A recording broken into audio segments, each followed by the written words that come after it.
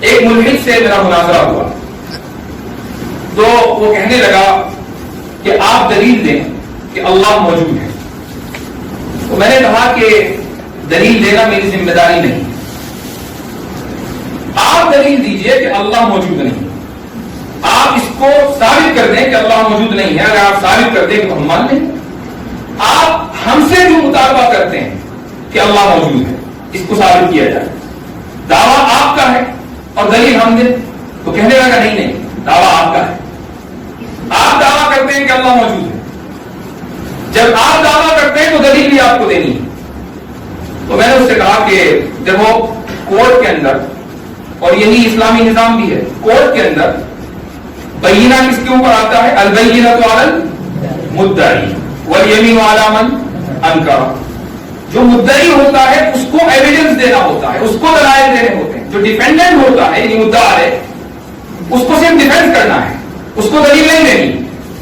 اب یہاں آپ یہ دعویٰ کر رہے ہیں کہ اللہ موجود نہیں ہے, میں یہ کہتا ہوں کہ اللہ موجود ہے. یہاں حیثیتوں کی تعین کرنی ضروری ہے کہ مدعی کون ہے, مدعا علیہ کون ہے.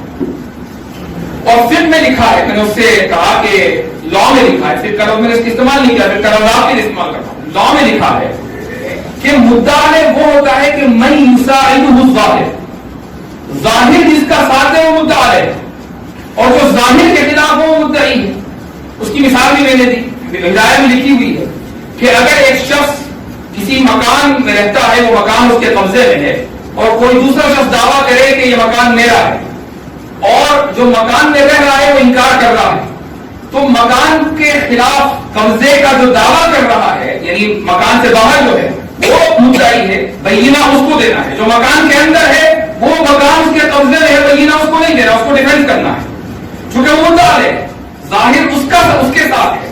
اسی طریقے سے میں نے اس سے کہا کہ تم دنیا میں ایک چیز ایسی دکھاؤ کہ جو خود بخود بن گئی, چاہے وہ چھوٹی سی گھڑی ہو, چھوٹا سا پرزا ہو, کمپیوٹر ہو, مشین ہو, جو خود بن گئی ہو. اگر تم ایک مثال بھی اس پوری کائنات میں سے ایک مثال چھوٹے سے ذرے کی دے دو تو میں یہ کہوں گا کہ ظاہر تمہارے ساتھ ہے اور میں مدعی.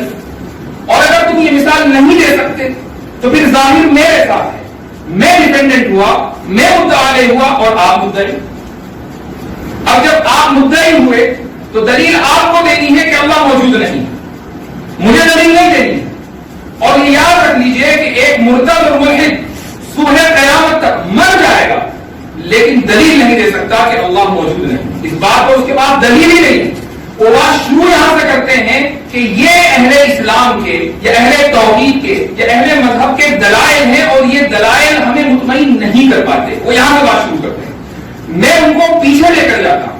میں ان سے کہتا ہوں کہ یہاں سے بات بعد میں ہوگی کہ ہمارے دلائل تمہارے اندر اطمینان پیدا کرتے ہیں, یعنی یہ بات بعد میں آئے گی. پہلے تم ہمیں مطمئن کرو کہ اللہ موجود نہیں ہے, اس بات کی کیا دلیل ہے. یہاں مرتد کو نانی یاد آتی ہے کیونکہ ان کے پاس اس تعلق سے کوئی دلیل نہیں. لیکن وہ کہنے لگا کہ دیکھیے اس نے اپنا کارڈ دیکھا, ایک کارڈ ہوتا ہے وکٹم کارڈ, تو وکٹم کارڈ اس نے کھیلا, جیسے وہ صورت نے کھیلا تھا وکٹم کارڈ. تو اس نے کہا کہ دیکھیے آپ تو داعی ہیں, آپ مجھے مطمئن کر دیجیے, میں اسلام قبول کر لوں گا کہ اللہ موجود ہے. تو میں نے اس سے کہا کہ ٹھیک ہے, میں تم کو ایک مثال دیتا ہوں. اور وہ مثال یہ ہے, اور یہ مثال میں نے کوئی اپنے گھر سے نہیں بنائی, شرع عقائد کی ہی سبق کو اس مثال کے اندر کنورٹ کر دیا. دیکھیے شرع عقائد میں جن طلبا نے پڑھ رکھی ہے اور جو طلبا پڑھیں گے ان کو بھی بتا دوں, تسلسل کا ذکر آتا ہے. ٹھیک ہے, تسلسل جائز ہے, باطل. تسلسل کسے کہتے ہیں کہ ایک چیز دوسری چیز پر موقوف ہو, دوسری تیسری پر موقوف ہو, تیسری چوتھی پر موقوف ہو, یہ سلسلہ لا الہ نہایہ چلتا رہے ہمیشہ ہمیشہ کے لیے, یہ چیز باطل ہے. اچھا, یہ چیز صرف مدرسے میں نہیں پڑھائی جاتی بلکہ جو ماڈرن فلسفی ہے, مذہبی فلسفہ ہے, ان کے یہاں بھی تسلسل باطل ہے, وہ بھی تسلسل کو باطل مانتے ہیں. تو میں نے اس سے کہا کہ تمہاری گرل فرینڈ ہے, ملحد تھا, تو ظاہر ہے کہ اس کی گرل فرینڈ نہیں ہوگی تو کیا آپ کی ہوگی. تو میں نے اس سے پوچھا کہ گرل فرینڈ ہے, کہنے لگا جی ہے.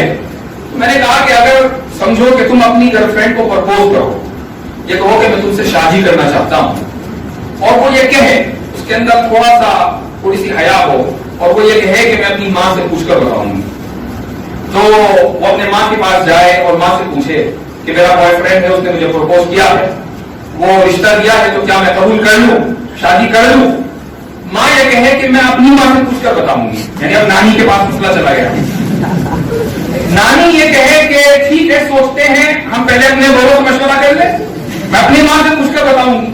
پر نانی آ گئی، سمجھ لیجیے 4-5 نسلیں اور کے اور پیچھے تک ہر عورت یہ کہے کہ میں اپنی ماں سے پوچھ کر بتاؤں گی، میں اپنی ماں سے پوچھ کر بتاؤں گی۔ تو میں نے اس سے پوچھا کہ بتا تیری شادی کبھی ہوگی؟ تیری شادی کبھی نہیں ہو سکتی، کیوں؟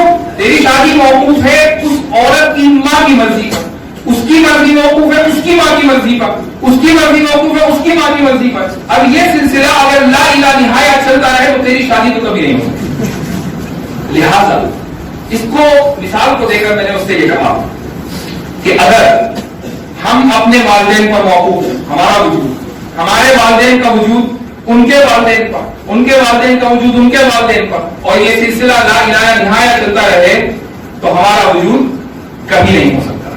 لیکن ہمارا وجود ہے، اس کا مطلب یہ ہوا کہ یہ سلسلہ کہیں رکا ہے، جہاں رکا ہے وہی موجود حقیقی ہے، وہی اللہ ہے۔